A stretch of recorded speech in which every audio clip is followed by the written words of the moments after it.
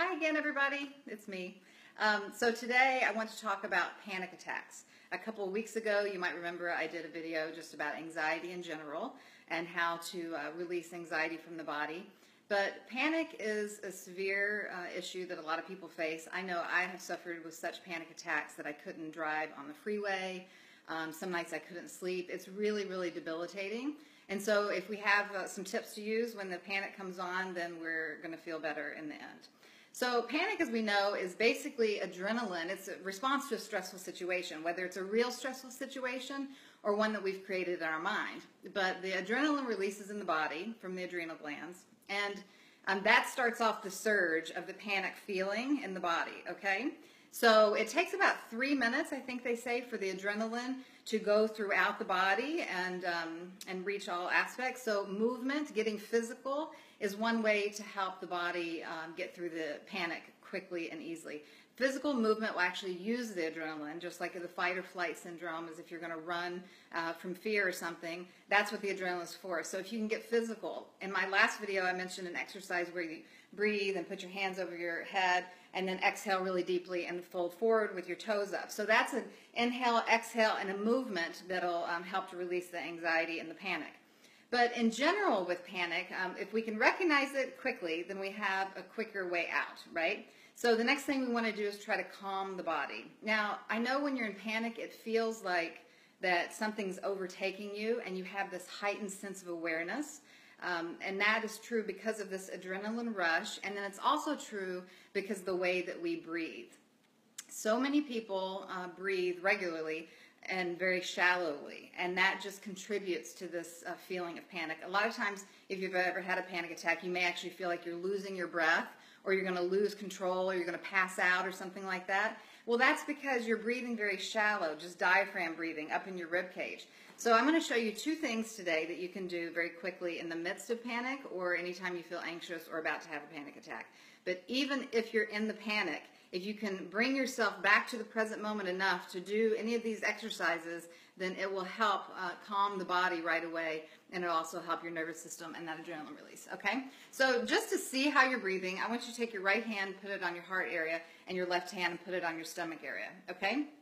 And then just take a regular breath. So just breathe. You might notice right now even that you're breathing mostly up in your chest and in this higher cavity. Your ribs move, but your stomach doesn't move. And so what happens when you panic is you start breathing up here, and then you get nervous, and the adrenaline rushes, and now you start breathing fast, and it's like you start hyperventilating, and all of your air and energy is just circulating into your brain and your chest area, and none of it is actually going down into your body, or not none of it, but most of it is not going down into your body. And that's what we want. We want the breath to move down into the belly. So a very simple breathing exercise you can do every day to try to get rid of anxiety in general or affect the panic when it happens is to loosen the muscles in your lower belly. And when you breathe in, just see if you can get the breath to go down into your lower belly and expand the belly out on the inhale, and exhale, release the belly back in and actually pull the belly in with that breath. So it's just a deeper form of breathing. We know that deep breathing helps calm the nervous system, but this kind of training yourself how to breathe correctly will actually help you relieve anxiety in general, but it's a really quick tip, okay? So that's just to note how you breathe and to get into a deeper, whoops. The second thing is this alternate nostril breathing. Now, a lot of people in yoga do this. It's I'm going to show you how to do it. It's basically a breath work that will calm the nervous system and the brain. It helps balance the brain, and it can relieve and affect calm pretty quickly. I do it a lot, especially like on a scary plane ride or some other way that you know that you have a typical fear that might come up.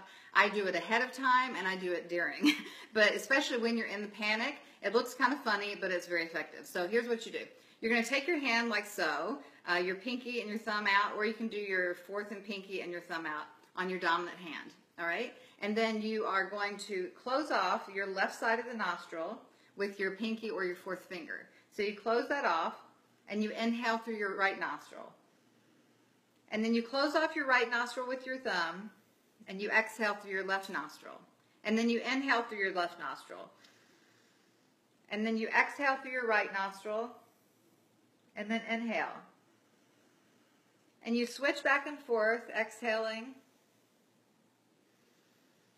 inhaling, exhaling,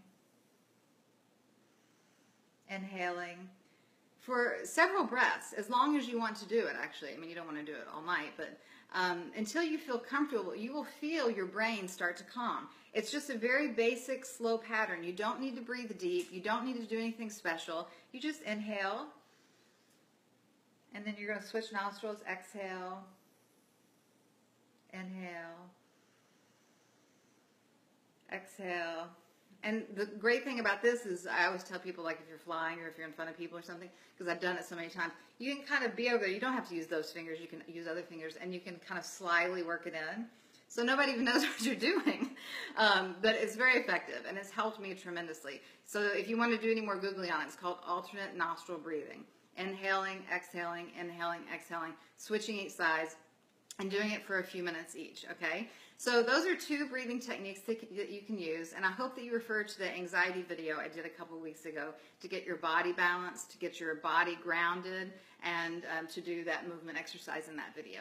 You can always follow me on Instagram at The Modern Sage, or on our business page, The Modern Sage, Leah Guy, The Modern Sage, if you want more tips and so forth, and I'll be seeing you very soon. If you have any questions, leave them in the notes. Okay, bye.